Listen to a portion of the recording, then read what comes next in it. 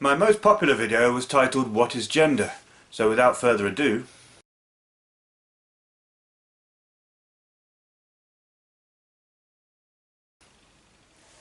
hi, my name is Famanjin Kim, and welcome to What is Gender Revisited, a series of 7 videos examining in detail the surprisingly complicated and contentious subject of gender. In this first episode of What is Gender Revisited, I look at gender expression in the form of clothing and appearance, which I have titled, "Why does clothing have gender?"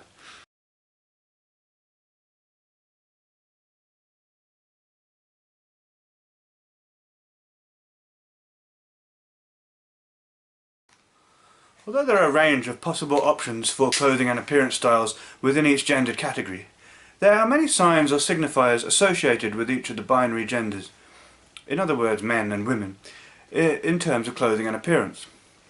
We commonly recognise that men usually have short hair, do not wear makeup, wear trousers, flat shoes, and often a fairly dull array of colours, often blacks, browns, greys, or the duller shades of reds, greens, blue, etc. Meanwhile, women are more likely to have long hair, wear makeup, sometimes high heels, more jewellery, often brighter or softer colours, maybe skirts, dresses, flowing fabrics, etc. I've possibly missed out some things too. The list is exhaustive, but there is a commonly recognised code of appearance associated with masculine or feminine clothing, i.e. clothing traditionally expected of men or women respectively. But why do we do this? Are these codes universal across cultures or time periods? And is there a need to continue this convention, or should we break these associations down and embrace free and varied clothing for all? Why should products we manufacture, surely by definition the most unnatural manifestation of gender, be considered as gendered at all? Should we instead declare clothing and cosmetics to be non-gendered, not even using the terms masculine or feminine at all? Excuse me.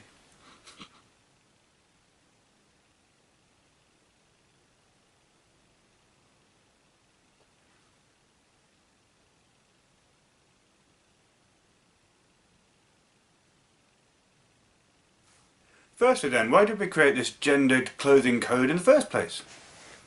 It probably originates from the very beginnings of civilization. In other words, the moments when people started wearing manufactured clothing rather than simply animal furs or no clothing at all. Inheritance of land or wealth were vital matters of survival in those times, as was producing offspring who could carry on the family line.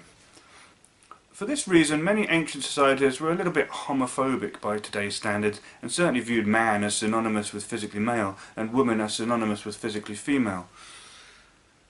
Clothing covers the genitals, breasts, and other physical signs of a person's biological sex, and a gendered clothing code probably evolved as a way of ensuring that marriages were always between a person with a penis and a person with a vagina, to ensure that offspring would result.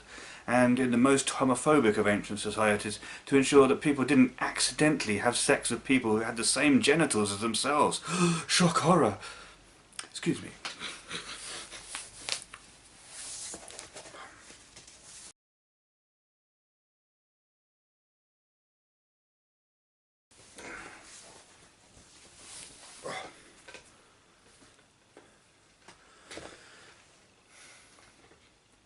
But coming to the second point, it is interesting to note that although this ancient need for a gendered clothing code needed the clothing and general appearance of men and women to be different to each other, it doesn't much seem to matter what the exact nature of these differences are.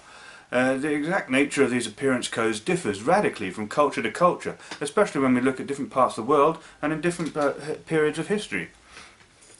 It was a common observation in my bookish, rather nerdy family to note that although it is conventional in our society for women to look all pretty and glamorous, while men look more monochrome and dull, in many animals the situation is reversed. It is the male peacocks that have the glamorous colours, while the females are far more ordinary looking. This is near universal in birds. The males have the bright plumage, the females are just sort of brown. Even in mammals and reptiles, males often have bright colours to attract a mate, e.g. bright red or blue bottoms or faces, while the females are fairly unremarkable in appearance, at least in comparison. So too in human culture. It's not always been the case that women look glamorous while men look dowdy. Look at 17th century Europe, for example. Men with makeup, men with long hair, pointy boots, etc. Apparently high heels were first invented for men on horseback. Another interesting bit of trivia. The colour for baby boys used to be pink. The colour for baby girls was blue. Pink was seen as a bold colour. I certainly agree with this. It's bright and in your face. Positively kick-ass, really. While blue was a more mild colour, much more fitting for girls. Sorry about the associations here. That was the sexism of the time. I hate the idea that girls are mild while only boys are bold. One of the things I love about the colour pink, on myself or on women, is that it is both associated with the feminine and also positively kick-ass and in your face. Somewhere during the 20th century, I think it might have been the 1950s, the convention kind of flipped. And pink became the colour for girls and blue was for boys. I'm not really sure why. Another interesting trivia fact. In Victorian times, boys used to wear little petticoats, just like their sisters, until they reached the age of about 3 or 4, when they started to wear trousers. Weird, huh? Also, around the world, cultures can differ in how men and women are supposed to dress. I'm sure the traditional Scottish kilt is not the only example of a kind of clothing that men wear that kind of resembles a skirt.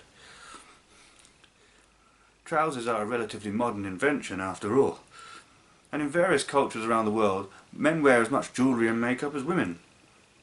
What, you think war paint is not makeup? Sure it is, it's just a different kind of makeup and for a different purpose. Certainly piercings, necklaces, etc. are not gender specific in many tribal societies. And these trends have of course taken off in popular subcultures in the modern world, partly out of a desire to aspire to a more primal, more simple way of life, I suppose. The meanings may differ. It might not always seem to challenge our perceptions of gender. What may be feminine in one culture may manifest in a different, more aggressive form as masculine in another place. But I hope you can see that there is no necessary reason to associate a certain aspect of appearance with a certain gender.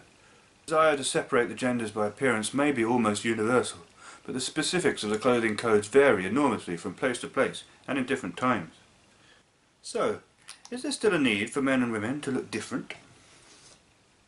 Well, we might not be quite there yet, but I think we are definitely moving towards a time when a person's choice of sexual partner should no longer be an issue. Where casual and flexible attitudes towards sex in general, and sexual orientation in particular, means that people are a little bit less likely to freak out when unusual and potentially embarrassing situations manifest in people's sex lives.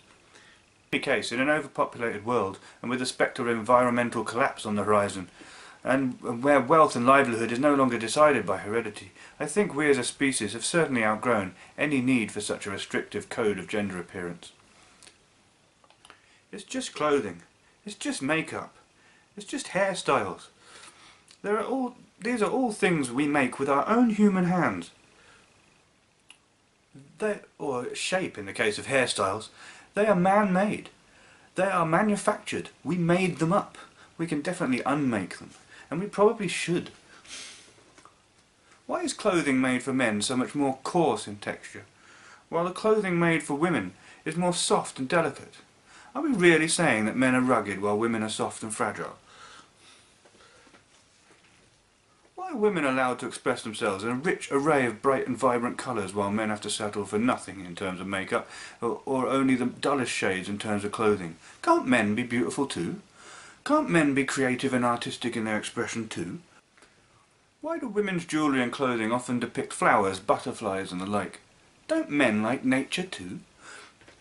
Why is it men's clothing that is so often associated with leather, denim, etc.? Can't women be rugged and outdoorsy too?